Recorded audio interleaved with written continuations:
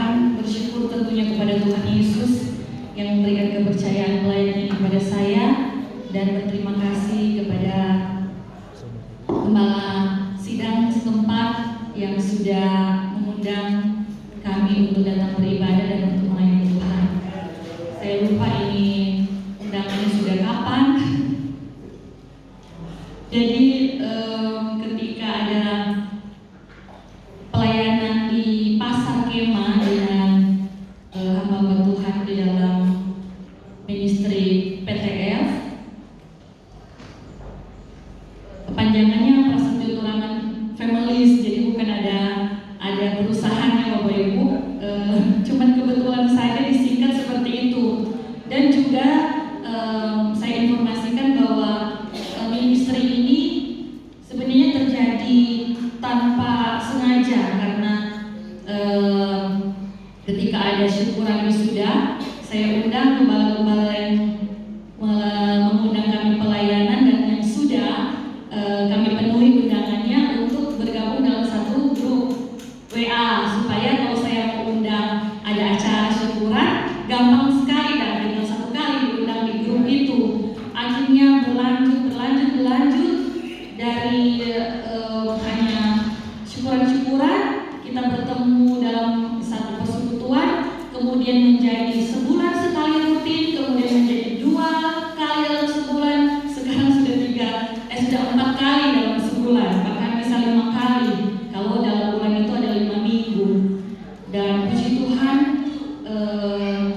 kami bersyukur karena tentu ini adalah merupakan suatu komunitas yang juga bisa menopang kami dalam pelayanan, karena kami bukan dari latar belakang teologi, tetapi seperti kata suami tadi, bahwa pelajaran yang kami dapatkan itu justru di masa sukar ketika pandemi. Ya, puji Tuhan. Tuhan Yesus memberkati kita semua, dan kita akan masuk dalam renungan firman Tuhan.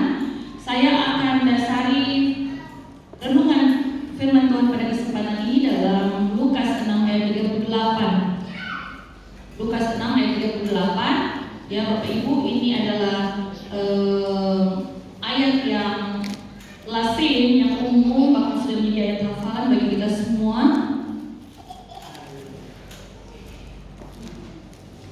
Ya, dalam Lukas 6 ayat 38 kita akan baca dengan suara yang keras dalam hitungan yang ketiga. Yang sudah dapat katakan amin.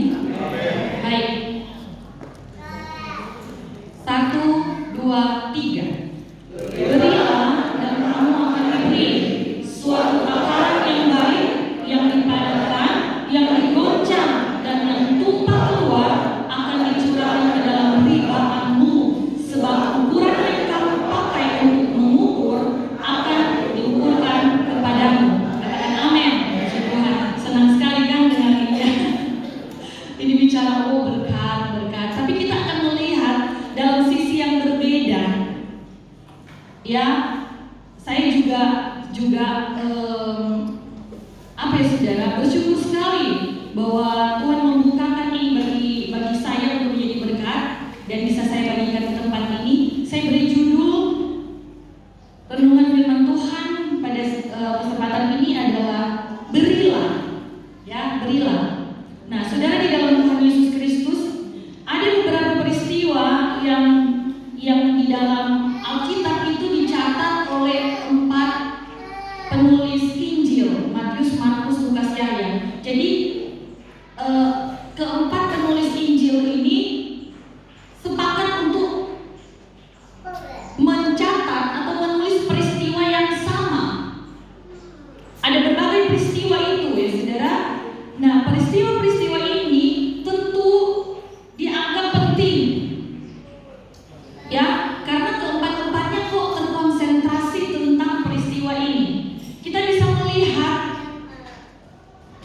tentang pelayanan Yohanes Pembaptis, tentang pembaptisan Tuhan Yesus yang masuk di Yerusalem, kemudian penyucian bait Allah, perjamuan terakhir. Ya, kita tentu bilang penting juga, memang itu. Setuju saya gitu.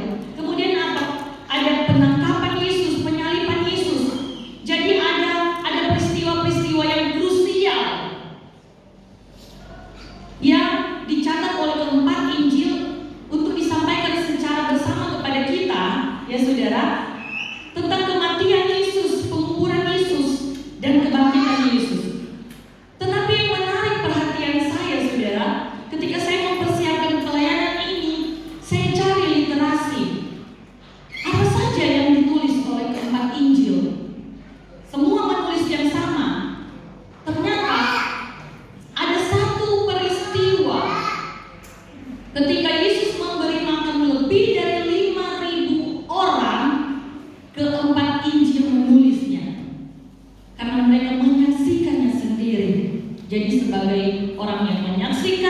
dan juga yang menulis tentang peristiwa ini. Satu-satunya mujizat yang dilakukan Tuhan Yesus yang ditulis keempat penulis Injil.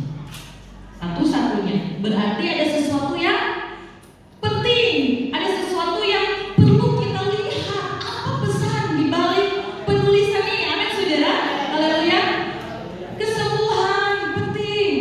Apalagi kebangkitan orang yang mati dan dibangkitkan penting. Tetapi tidak semua Injil mencatat. Kenapa hanya memberi makan 5.000 orang lebih yang semuanya catat? Memang mungkin kita berpikir secara manusiawi, iya, makan kan penting, ya. Dan saya selalu ingatkan kepada gembala-gembala di PTF, hati-hati soal makan. Gara-gara makan, Adam dan Hawa berdosa, jatuh gara-gara makanan, ya. Tetapi mari kita akan melihat, saudara, di dalam Matius 14 ayat 13 sampai 21, Markus 6 ayat 30 sampai 44, Lukas 9 ayat 10 sampai 17, Yohanes 6 ayat 1 sampai 14. Kalau di Alkitab sudah atau kalau di HP itu sudah ada, dia punya korelasi atau hubungan-hubungannya, jadi tinggal klik saja. Jadi 4 Injil itu catat. Nah, peristiwa ini diawali ketika Yohanes Pembaptis itu dibunuh, ya. Kemudian murid-murid Yesus itu dari pelayanan mereka datang berkumpul dengan Yesus. Nah, saudaraku di dalam Tuhan Yesus Kristus, mereka ini memberitahukan kepada Yesus semua apa yang mereka kerjakan, apa yang mereka ajarkan sebagai sebuah laporan ini, dan kemudian Yesus mengajak mereka untuk pergi ke tempat yang sunyi. Ada yang bilang bahwa ini dilakukan atau motivasi Yesus adalah untuk menghindar karena Yohanes baru saja dibunuh, karena Yesus juga bisa saja dibunuh. Tetapi ada penjelasan yang lain bahwa memang Yesus menghindar bukan takut dibunuh, tetapi karena belum waktunya, ya, sehingga Yesus beralih tempat. Tetapi sebenarnya ketika saya membaca firman Tuhan, saya menemukan hal yang berbeda. Yesus menyingkir bukan semata-mata supaya dia tidak dibunuh oleh Herodes, tetapi dia ingin mengambil waktu seketika untuk beristirahat. Kalau kita perhatikan dalam Markus, kalau saya tidak salah Bapak Ibu, di sana Yesus mengajak murid-muridnya ke tempat sunyi untuk beristirahat sedikit karena mereka capek, dan bahkan dicatat mereka itu belum sempat makan. Nah, saudara di dalam Tuhan Yesus Kristus, akhirnya mereka berangkat ke seberang danau Galilea, ke sebuah kota yang bernama Betsaida. Tetapi pada waktu mereka bertolak ke seberang itu, saudara, banyak orang yang melihat dan akhirnya mengetahui tujuan mereka. Mereka berbondong-bondong, ya saudara, mengikuti ke arah kemana Yesus dan murid-muridnya pergi melalui jalan darat, ya saudara. Kalau bisa dibaca di rumah masing-masing itu, saudara. Dan mereka berbondong-bondong karena mereka tertarik dengan mujizat-mujizat, dan ada sebagian yang perlu kesembuhan. Akhirnya apa? Firman Tuhan bilang bahwa mereka yang datang berbondong-bondong itu melalui jalan darat dari kota-kota sehingga mendahului rombongan Tuhan Yesus.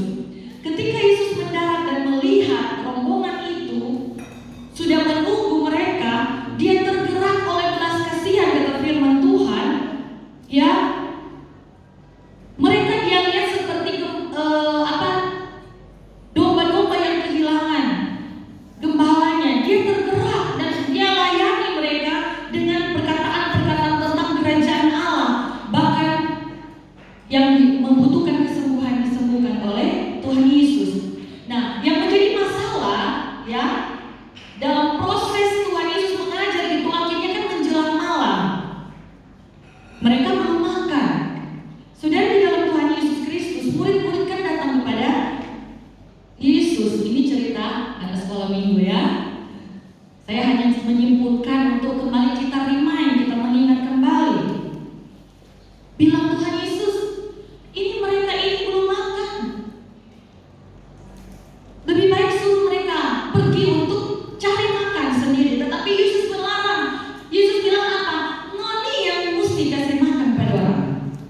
Ya, saudara. Nah, inilah yang kemudian diperintahkan bagi murid-muridnya. Ini juga bicara tentang tanggung jawab, tetapi saya tidak akan mendalami tentang hal itu. Dan akhirnya mereka bilang bahwa ada anak kecil yang membawa 5 roti jelai dan 2 ekor ikan. Tetapi buat mereka melihat itu sangat kecil, sangat sedikit. Dengan jumlah yang banyak itu Bapak Ibu 5.000. Laki-laki dicatat firman Tuhan belum, perempuan belum, anak kecil, anak-anak. Nah, kalau mereka itu kawinnya dua istri, dulu seperti itu, bisa dibayangkan, bisa ada sekitar 10 sampai 20-an ribu orang ketika itu. Mustahil sekali 5 roti dan 2 ikan ini, betul ya? Nah, saudara, di dalam Tuhan Yesus Kristus. Tetapi di akhir cerita kita tentu sudah tahu bahwa justru bukan kekurangan, tetapi ada lebih 12 bakul. Dan menarik sekali, sekali lagi saya sampaikan, menarik cerita ini karena keempat penulis Injil ini menulis hal yang sama, sisa 12 bakul penuh. Haleluya, saudara. Haleluya.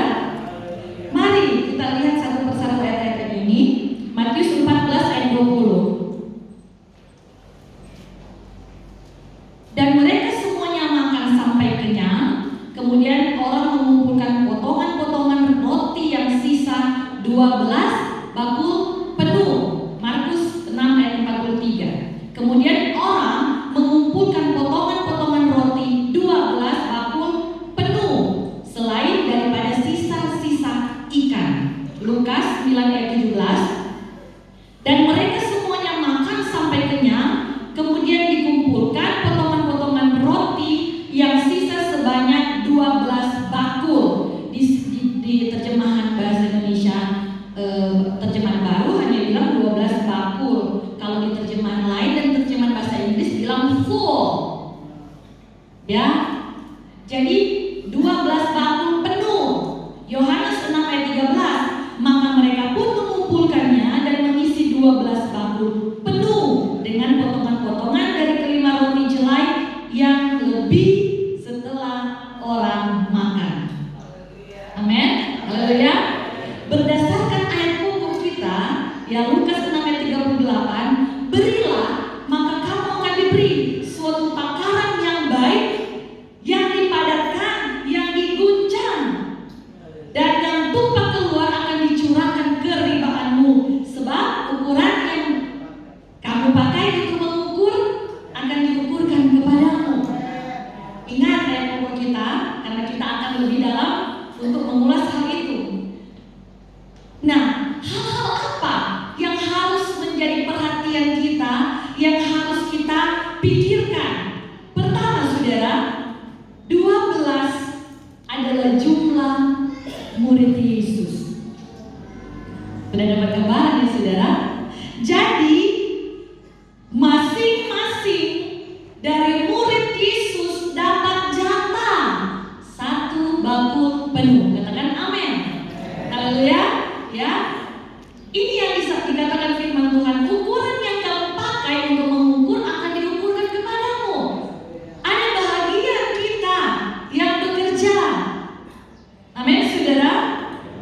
2 Tawarik 15 ayat 7. Tetapi kamu ini kuatkanlah hatimu, janganlah lemah semangatmu, karena ada upah bagi usahamu. Amin. Haleluya. 1 Korintus 15 ayat 58.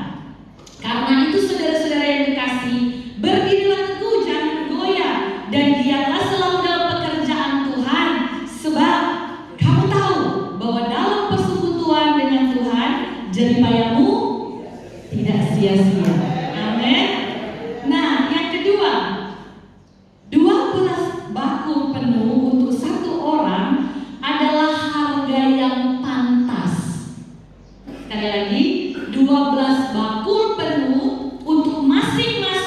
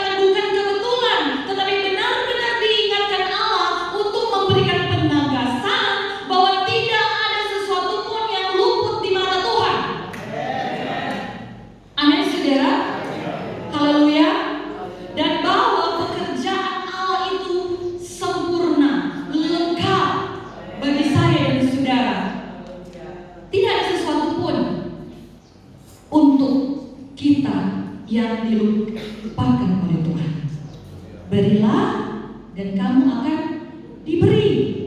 Beri roti dan ikan, kamu akan diberi roti dan ikan. Apa yang engkau tabur, itu yang engkau tuai. Amin, saudara. Haleluya.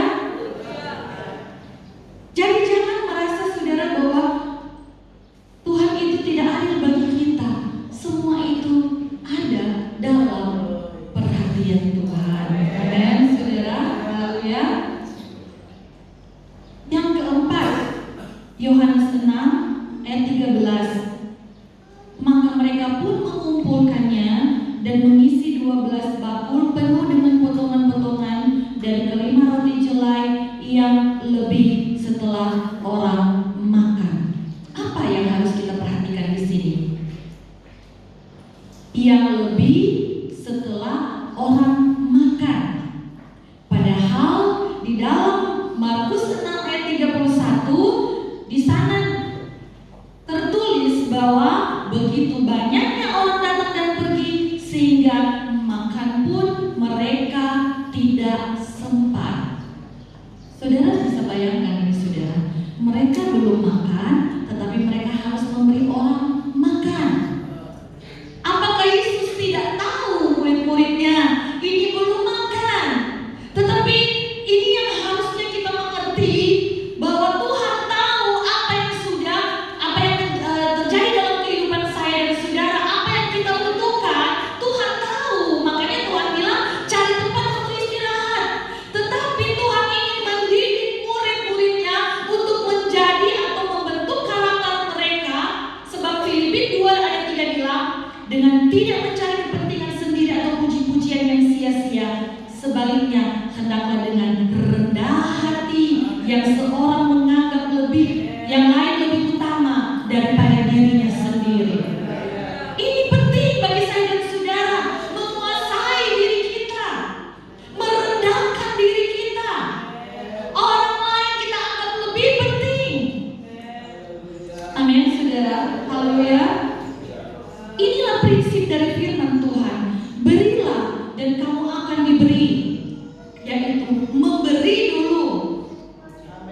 Bukan makan dulu baru diberi makan, saudara. Baru memberi makan. Tetapi di sini dikatakan, saudara,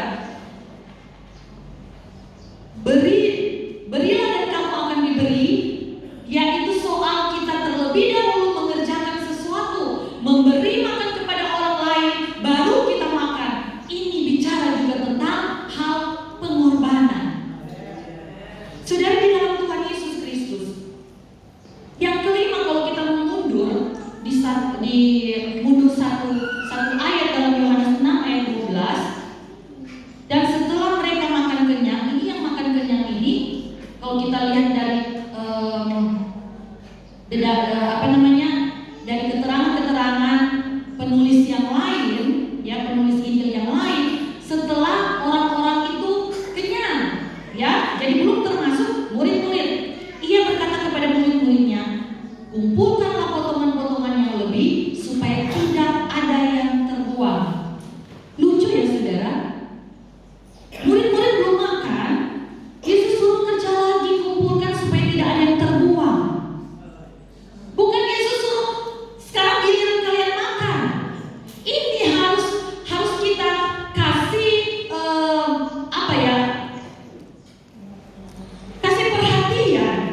Jadi Yesus pesan kepada murid-muridnya lewat perkataan supaya tidak terbuang, yaitu nanti bagi lagi, nanti beri lagi.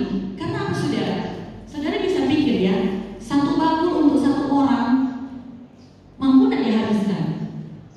Tidak. Nanti percuma kalau dia tahan untuk dirinya sendiri. Betul, bahagia kita satu bakul penuh, tapi kita tidak bisa menghabiskan sendiri berkat Tuhan itu. Di sini berarti ada satu tanggung jawab kita untuk mengolah lagi, untuk diberi lagi. Berilah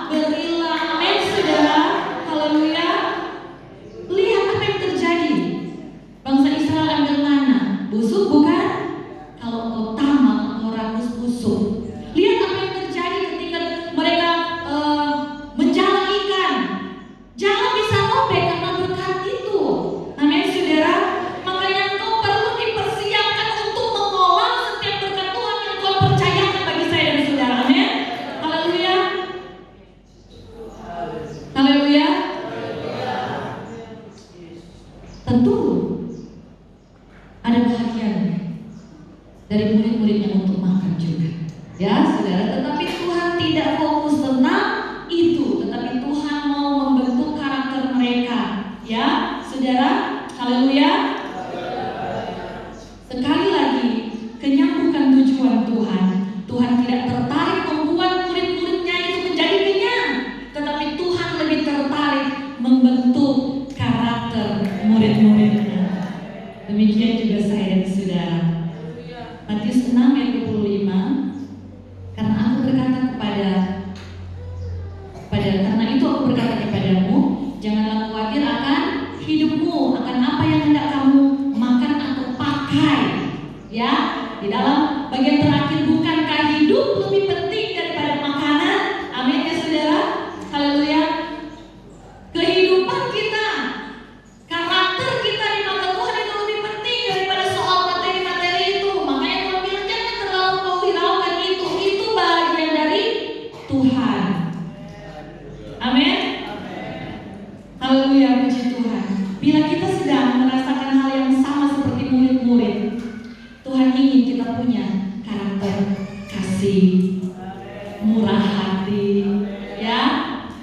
Apalagi saudara, rendah hati, penguasaan diri, bersabar, sebab tidak mungkin tidak ada bahagia yang Tuhan sediakan di dalam satu bakul penuh itu untuk saya dan saudara. Amin. Mazmur 126 ayat 5 dan 6. Ini juga banyak yang jadikan sebagai ayat favorit. Orang-orang yang menabur dengan mencucurkan air mata akan menuai dengan bersorak-sorai. 6. Orang yang berjalan maju dengan menangis sambil menabur benih pasti pulang dengan sorak-sorai sambil membawa berkas-berkas. Saya bacakan ayat pokok kita tadi lagi.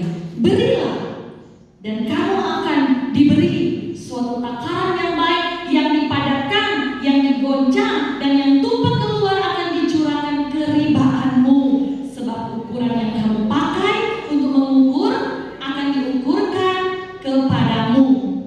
Ini bukan dicatat oleh penulis, tetapi ini keluar dari perkataan Yesus sendiri.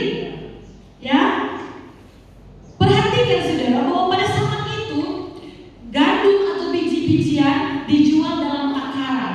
Ada satu takaran yang berbentuk tabung kayu.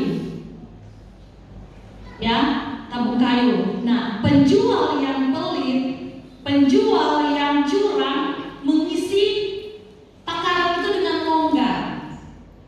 Jadi dia asal isi saja.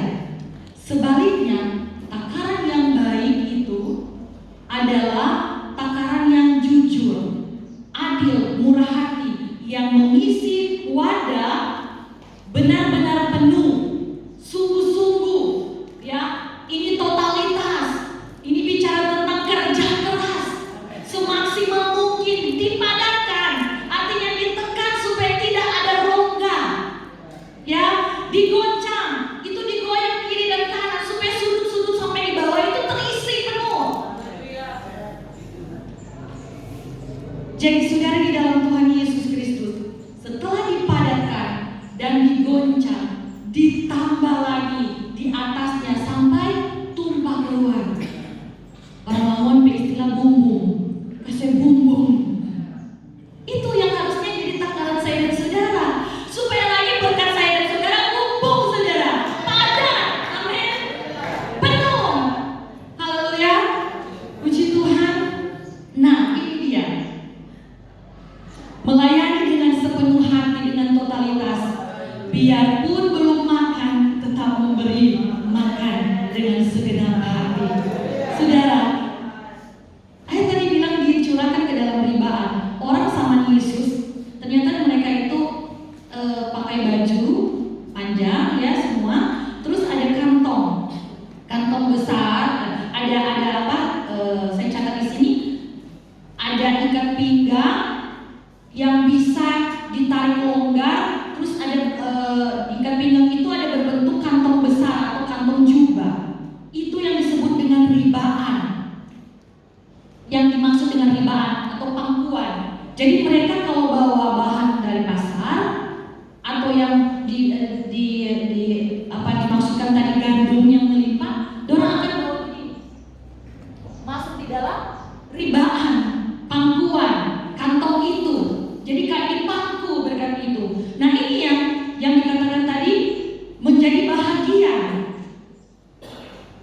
dari orang yang memberi dengan takaran yang baik.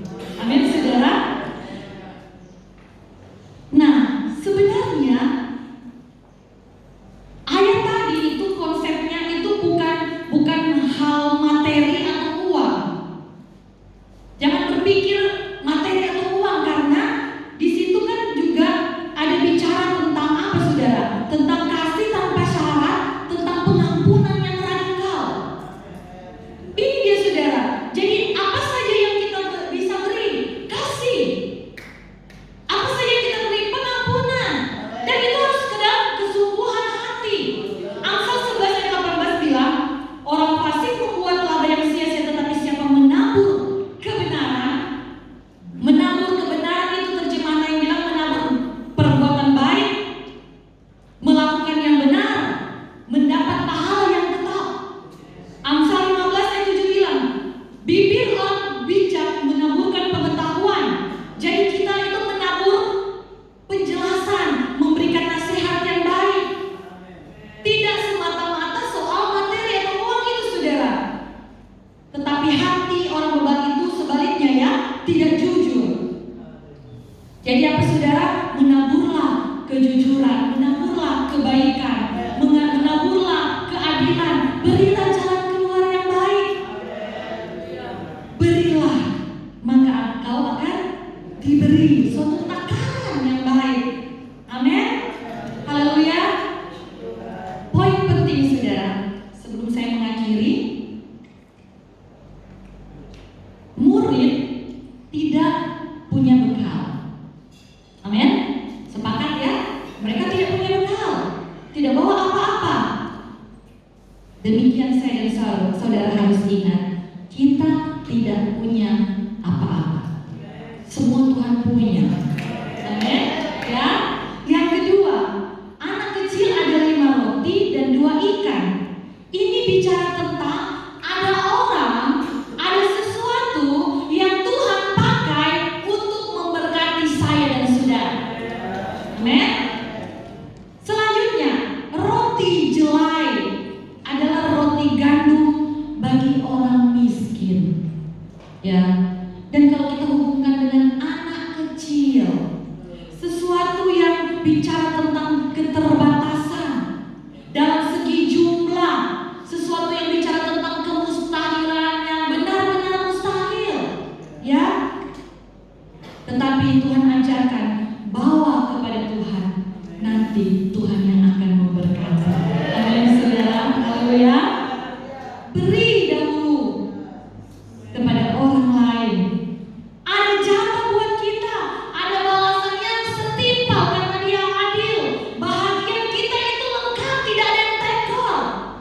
Amin. Dan yang terakhir, kita hanya sebagai pengelola. Jadi ada bahagian dari berkat-berkat Tuhan bagi dalam kehidupan saya dan saudara. Mungkin berkat pikiran yang cerdas, ya. Mungkin apa itu, saudara? Saudara bisa sadari potensi-potensi itu, ya. Itu semua berkat Tuhan. Mari kita menjadi pengelola yang jujur, takaran yang baik. Amin. Beri kemuliaan untuk Tuhan, saudara. Haleluya, puji Tuhan. Ya. Jadi kini terjawab mengapa keempat penulis secara bersama menulis tentang mujizat Tuhan Yesus, 5 roti jelai dan 2 ekor ikan yang memberi makan sekian ribu orang, dan merupakan satu-satunya mujizat yang serempak ditulis keempat penulis Injil. Karena apa? Ada hal penting, hal prinsip kekristenan, yaitu pembentukan karakter yang baik, sepenuh hati, segenap jiwa, maksimal, sungguh-sungguh, tulus, menguasai diri, penuh kasih, dan penuh dengan kemurahan. Amin. Berilah. Apa yang diberi? Lah. Haleluya. Jadi semua, saudara, berilah. Tidak sederhana, tidak sesederhana kata, tidak sesederhana judul,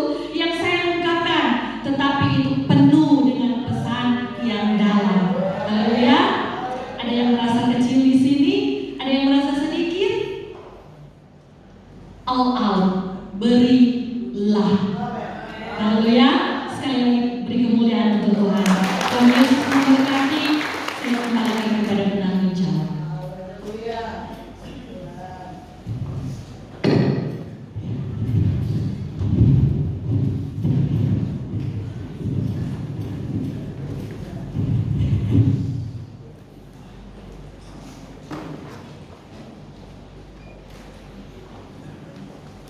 Haleluya.